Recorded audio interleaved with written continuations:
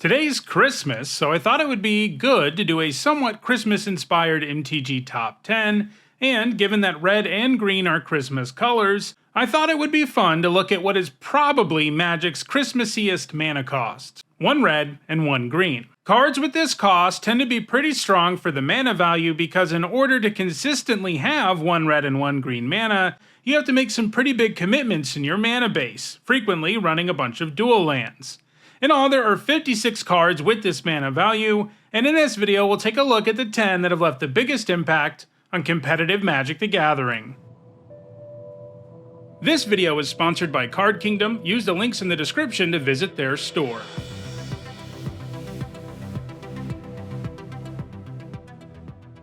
Before we get started, here's a quick reminder on how I rank cards in these videos. A first tier top 8 is worth 2 points. This includes events like Pro Tours, and a second tier top 8 is worth 1 point. This includes events like regional championships.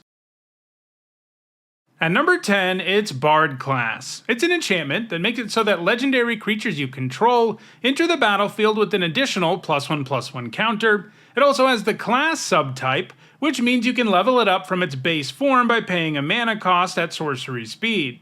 In this case, you can pay a red and a green to take it to level 2, at which point it makes your legendary creatures cost 1 red and 1 green less to cast, and you can take it to level 3 for 3 generic and a red and a green, which makes it so that casting a legendary spell exiles 2 cards from your library, and you can play them this turn. Obviously, this card is all about playing legendary creatures since it makes it so that they enter as larger creatures, decreases their cost, and effectively draws you extra cards whenever you cast a legendary spell.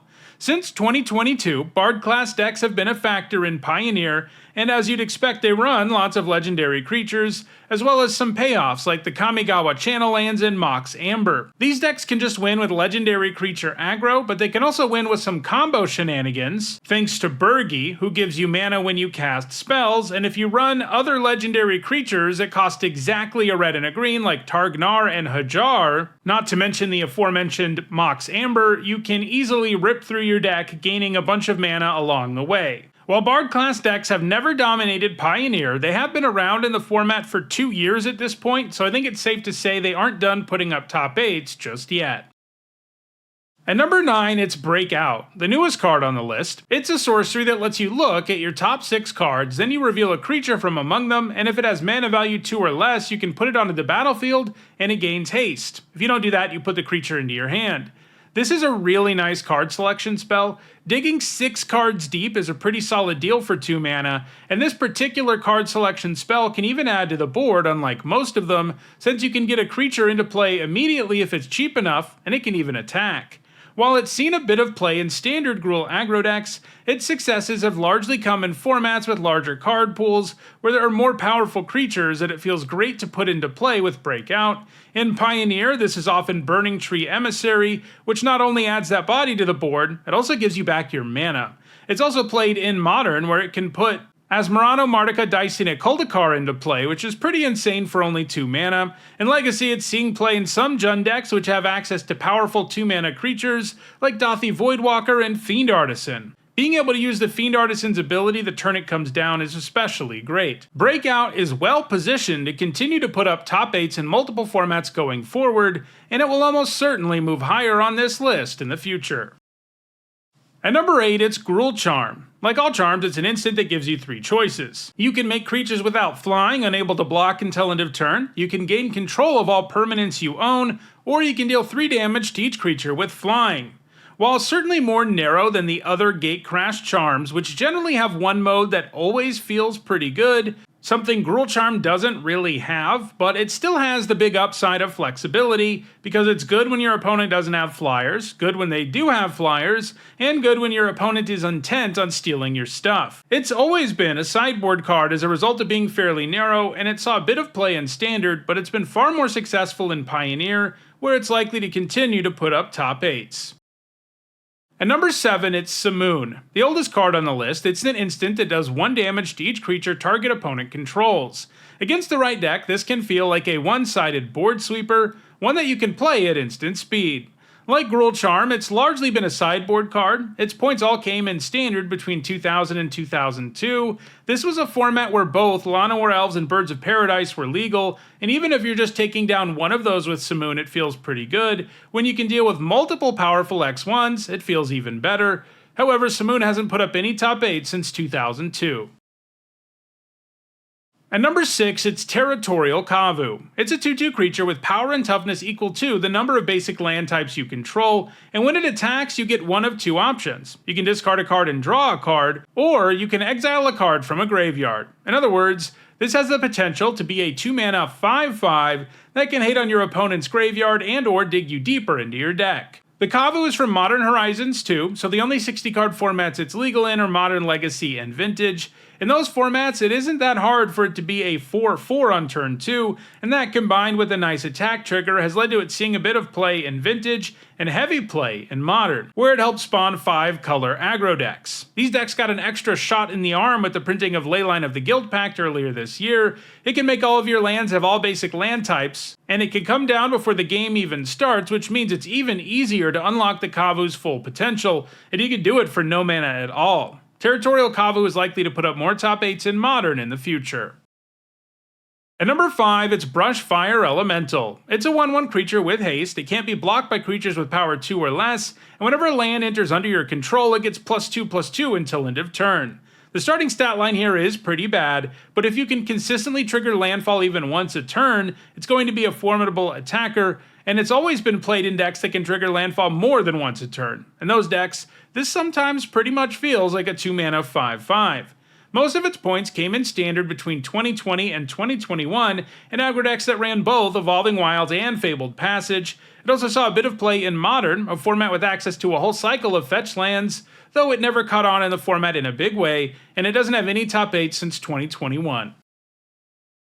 At number 4, it's Atarka's Command, which is an instant, and like all commands, it has 4 options, and you get to choose 2 of them. You can choose to shut off life gain, do 3 damage to your opponent, put a land from your hand on the battlefield, or give your whole board +1/+1 in reach. Most frequently, this command has been played in aggro decks that often choose the damage and mass pump effect, which can often inflict a ton of damage out of nowhere for only 2 mana.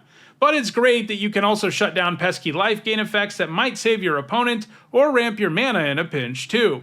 Atarka's Command was played in standard aggro decks, and it gained most of its points in Atarka Red, a deck that gets the Atarka in its name from Atarka's Command. It also used to see play in Modern, where many burn decks and red aggro decks were splashing green so that they could play the command. While Atarka's Command has fallen out of vogue in Modern, it's made up for that by seeing significant play in Gruul aggro decks and Pioneer. The recent rise of Gruul Prowess decks in particular has led to a big uptick in just how much this card is being played, as if you have a bunch of creatures with prowess in play, like Emberheart Challenger or Monastery Swiftspear, the command offers an even more impressive buff. It's likely to continue to put up top 8s going forward, although the 3 cards in front of it are doing fairly well too, so number 4 may be the best Atarka's Command can do on this list. At number 3, it's Cindervines. It's an enchantment that does 1 damage to an opponent whenever they cast a non-creature spell, and you can also pay 1 generic and sacrifice Cindervines to destroy an artifact or enchantment and do 2 damage to that permanent's controller. Cindervines is a really great way to hate on any deck that's reliant on non-creature spells, or artifacts and enchantments, as it can allow a Gruul deck to dole out tons of damage while also dealing with problem permanents. That's really great since so many hate cards often don't actually proactively contribute to you winning the game, they just stop your opponent from doing something, but Cindervines makes it harder for your opponent to do stuff while also helping you do lethal damage. It's so good at its job that it's put up top 8s in every single format it's ever been legal in, since every format has decks that have a hard time against Cindervines. It's going to continue to rack up top 8s, and it's almost assuredly going to pass the similar number 2 card on this list, which is Destructive Revelry. It's an instant that destroys an artifact or enchantment and does 2 damage to that permanent's controller. In other words, the text box here is the same as Cindervine's activated ability. It costs less mana to get the effect in this case, and you can do it at instant speed, but it doesn't come with all that additional upside. Still, for a time it was one of the best naturalized effects in the game, for the same reason that Cindervines is so good. It meant aggressive decks could remove problem permanents while also burning the opponent. While it hasn't ceased seeing play altogether since the printing of Cindervines, as some decks are more interested in the sheer efficiency of Revelry, it has definitely slowed down as a result of the debut of Cindervines, which will eventually pass it. However, it's unlikely either of these cards ever catch the number 1 card on the list, which is Wrenn and 6, which is basically a Christmas tree. This one was probably fairly obvious to you if you play non-rotating formats, since Wrenn and 6 is a crazy cheap planeswalker. After all, it only costs a single red and a single green. It starts with 3 loyalty, comes with a +1 that returns a land from your graveyard to your hand, a -1 that pings something, and a -7 that gives you an emblem that makes all of your instants and sorceries in your graveyard gain retrace, which means you can discard a land card from your hand and pay the spell's mana cost to cast it from your graveyard. While Wrenn and 6's +1 and -1 might seem like kind of small effects, it turns out that they have the potential to warp entire formats when put on a card this efficient. Wrenn and 6 is for Modern Horizons, which means the only 60-card formats it's legal in are Modern, Legacy, and Vintage, and while it's been good in every single one of those, it was too good for Legacy.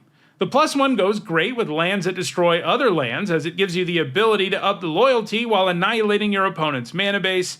Meanwhile, the -1 made it so people just couldn't play X1s in the format, because Wrenn and 6 could destroy them so easily. Basically, in Legacy, the +1 and -1 together could easily turn Wrenn and 6 into a land destruction engine that punished any decks playing X1s, and that was too powerful for the format, resulting in it getting banned there. Wrenn and 6 is still legal in Modern and Vintage, where it's less busted, because Modern doesn't really have any good lands that destroy other lands, and Vintage is a more powerful format overall that can keep up with Wrenn and 6's nonsense. In those two formats, Wrenn and 6 is merely a great card, not a broken one, and that still results in it seeing plenty of play in both, and that's going to continue for the foreseeable future. It's just hard to say no to a 2-mana planeswalker who is this good. So, those are the top 10 cards that cost exactly 1 red and 1 green mana. If you want to build a powerful Gruul deck this holiday season, check out the description where you can find a direct Card Kingdom link for each card that appeared in the video. If you enjoyed this video, please like it and share it so that others can enjoy it too. If you want to make sure you catch future videos, don't forget to subscribe. And if you want to catch up on past videos, including more that look at specific mana costs, you should see a playlist on your screen shortly. Thanks for watching.